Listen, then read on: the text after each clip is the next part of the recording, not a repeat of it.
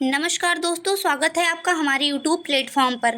क्या आप SSC, railway या किसी भी कॉम्पिटिटिव एग्ज़ाम की तैयारी कर रहे हैं? तो ये वीडियो आपकी तैयारी को एक लेवल ऊपर ज़रूर ले जाएगा, क्योंकि यहाँ आपको क्वेश्चंस के साथ उसका आसान एक्सप्लेनेशन भी मिलेगा। चलिए शुरू करते हैं, बढ़ते हैं पहले क्वेश्चन की तरफ। तो पहला क्वेश्चन दिया गया है, कार्य का मात्रक क्या है?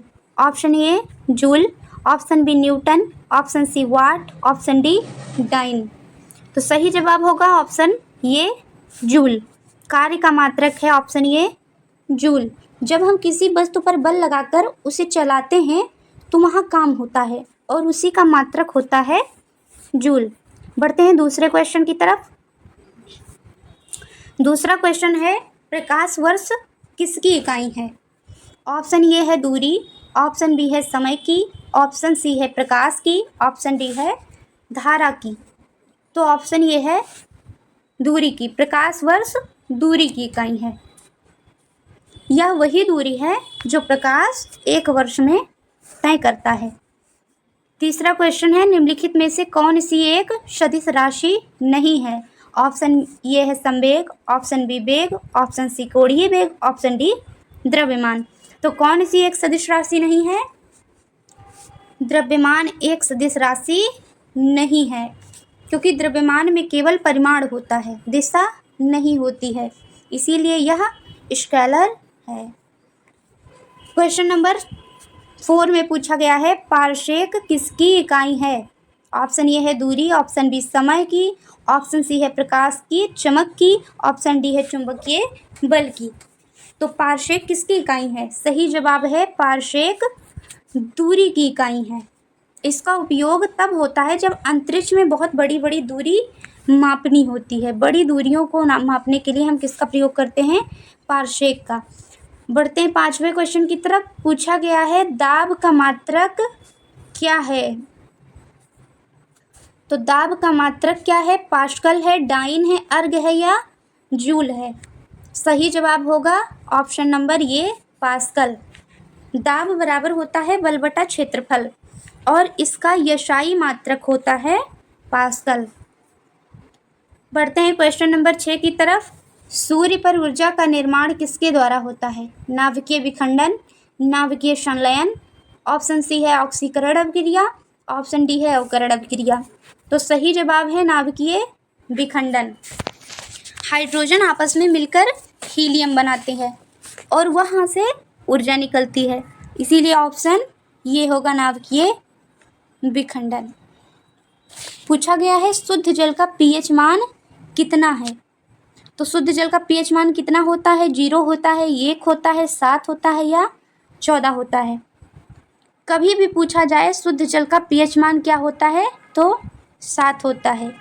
पीएच मान बराबर 7 का मतलब है न्यूट्रल होना, ना ही अम्लीय और ना ही क्षारीय। क्वेश्चन नंबर 8 में पूछा गया है, रक्त का शुद्धिकरण शरीर के किस अंग में होता है? ऑप्शन ए है फेफड़ा, ऑप्शन बी है हृदय, ऑप्शन सी किडनी अर्थात वृक्क, ऑप्शन डी है यकृत। तो सही जवाब होगा ऑप्शन सी किडनी। जो किडनी होती है वो खून से गंदगी और टॉक्सिन्स को बाहर निकालती है। बढ़ते हैं 9वें क्वेश्चन की तरफ। मनुष्य के शरीर में कुल कितनी हड्डियां होती हैं? ऑप्शन ये दिया है 212, ऑप्शन बी है 206, ऑप्शन सी है 202, ऑप्शन डी है 200। तो मनुष्य शरीर में कुल कितनी हड्डियां होती हैं? तो जो एडल्ट स्टेज के मनुष्य होते हैं उनके शरीर में कुल 206 बोन्स होते हैं। क्वेश्चन नंबर 10 है, अनुवांशिकी यानी कि जेनेटिक्स के जनक कौन है? ऑप्शन ये है लैमार्क, ऑप्शन बी है डार्विन, ऑप्शन सी है मेंडल, ऑप्शन डी है खुराना। सही जवाब होगा ऑप्शन सी ग्रेगर मेंडल। इन्होंने मटर के पौधे पर प्रयोग करके इनहेरिटेंस का नियम दिया था। क्वेश्चन नंबर 11, वायु में ध्वनि की चाल लगभग कितनी होती है? ऑप्शन ये है 220 मीटर प्रति सेकेंड, ऑप्शन बी है 332 मीटर प्रति सेकेंड, ऑप्शन सी है 432 मीटर प्रति सेकेंड, ऑप्शन डी है 110 मीटर प्रति सेकेंड। सही जवाब होगा ऑप्शन बी 332 मीटर प्रति सेकेंड। यह वायु में सामान्य ताप पर ध्वनि की गति को दर्शाता है। क्वेश्चन नंबर 12, इंसुलिन की कमी से कौन सा रोग होता है? ऑप्शन ए बेरी, option B diabetes, option C cancer, option D anaemia. सही जवाब होगा ऑप्शन बी डायबिटीज अर्थात मधुमेह। जो इंसुलिन होता है ये हमारे शरीर में शुगर लेवल को कंट्रोल करता है। क्वेश्चन नंबर 13, लोहे पर जंग लगना किसका उदाहरण है? ऑप्शन ए है ऑक्सीकरण, ऑप्शन बी अवकरण, ऑप्शन सी बहुलीकरण, ऑप्शन डी जस्तीकरण। तो लोहे पर जंग लगना ऑप्शन ए ऑक्सीकरण का उदाहरण है। जब भी लोहा हवा और नमी के संपर्क में आता है तो वो O2 के साथ रिएक्शन करता है। क्वेश्चन नंबर 14 है, पेनिसिलिन की खोज किसने की थी? Option A Louis Pasteur, option B है Edward Jenner, option C Alexander Fleming, option D है वाटसन। ये जो पेनिसिलिन है यही पहला एंटीबायोटिक था। इसका सही जवाब होगा अलेक्जेंडर फ्लेमिंग। पेनिसिलिन की खोज अलेक्जेंडर फ्लेमिंग ने ही की थी। क्वेश्चन नंबर 15 है, विटामिन सी का रासायनिक नाम क्या है? Option A retinol, option B ascorbic acid, option C है कैल्सीफेरॉल, ऑप्शन डी है टोकोफेरॉल। सही जवाब होगा ऑप्शन बी एस्कॉर्बिक एसिड। यह इम्यूनिटी को बढ़ाता है। आगे बढ़ते हैं क्वेश्चन नंबर 16 की तरफ।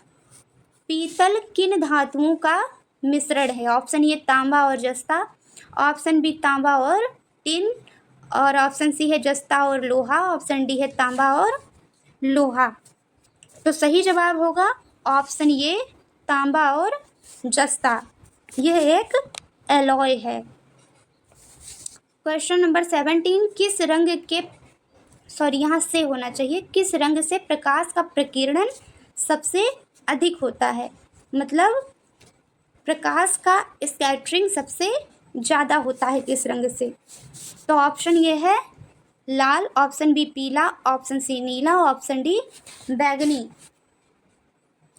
तो सही जवाब होगा ऑप्शन डी बैगनी। जो बैगनी रंग होता है इसकी वेवलेंथ सबसे कम होती है और जिसकी वेवलेंथ सबसे कम होगी उसका प्रकीर्णन सबसे ज़्यादा होगा। बढ़ते हैं 18वें क्वेश्चन की तरफ। विद्युत बल्ब का फिलामेंट किसका बना होता है? तो ऑप्शन ये है तांबे का, ऑप्शन बी लोहे का, ऑप्शन सी सीसा, ऑप्शन डी टंगस्टन। सही जवाब होगा ऑप्शन डी टंगस्टन। इसका मेल्टिंग पॉइंट जो होता है वो बहुत ज़्यादा होता है। क्वेश्चन नंबर 19, लार में कौन सा एंजाइम पाया जाता है? Option A rennin, option B ptyalin, option C tannin, option D resin. तो लार में कौन सा एंजाइम पाया जाता है? सही जवाब होगा ऑप्शन बी टायलिन। यह एक स्टार्च को जो ये टायलिन होता है ये स्टार्च को शुगर में कन्वर्ट कर देता है, बदल देता है। लास्ट एंड 20 नंबर क्वेश्चन है, आँख के किस भाग पर वस्तु का प्रतिबिंब बनता है? ऑप्शन ए है कॉर्निया, ऑप्शन बी है पुतली, ऑप्शन सी है रेटिना, ऑप्शन डी है आइरिस। तो सही जवाब होगा ऑप्शन सी रेटिना। यहीं पर ऑब्जेक्ट का रियल इमेज बनता है। अगर आपको ऐसे ही इम्पॉर्टेंट क्वेश्चंस चाहिए तो चैनल को सब्सक्राइब करें, लाइक करें और कमेंट करो अगला टॉपिक किस पर होना चाहिए। मिलते हैं अगली वीडियो में। धन्यवाद। जय भारत, जय हिंद।